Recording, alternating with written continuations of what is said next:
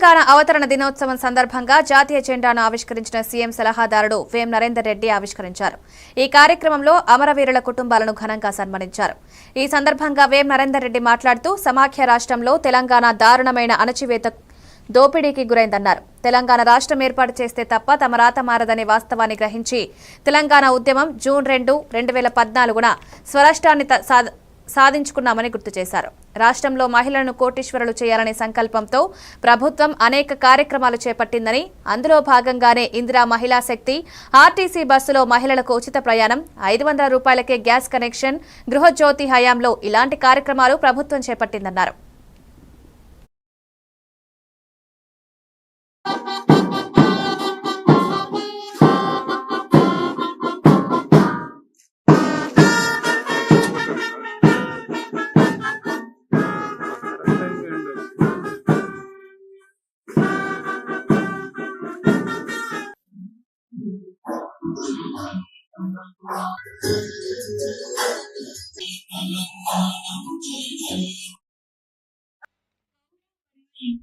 तेलंगाना का राज्य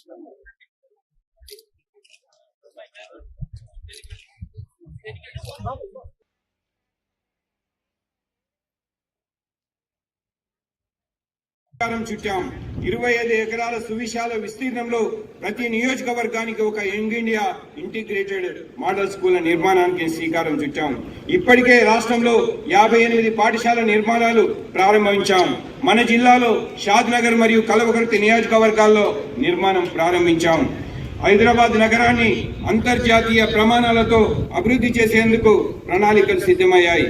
మెట్రో విస్తరణకు శ్రీకారం చుట్టాం. జిహెచ్ఎంసీలో కంటోన్మెంట్ విలీనం చేయాలన్న ప్రజల చిరకాల వాంఛను నెరవేర్చాం. హైదరాబాద్ నగరంలో హైదరాబాద్, సికింద్రాబాద్ హైటెక్ సిటీలకు తోడుగా మరో ఫ్యూచర్ సిటీ నిర్మించడానికి ప్రభుత్వం తీసుకున్న నిర్ణయానికి వివిధ వర్గాల నుంచి విశేష స్పందన లభిస్తున్నది. 30,000 ఎకరాలలో ఫ్యూచర్ సిటీని అభివృద్ధి చేస్తున్నాం. AI city, sports city, pharma సిటీతో పాటు లైఫ్ సైన్సెస్, హెల్త్ సిటీలను ఏర్పాటు చేసి ప్రణాళికలు రూపొందించాం. ఇందుకు గాను ఫ్యూచర్ సిటీ డెవలప్మెంట్ అథారిటీని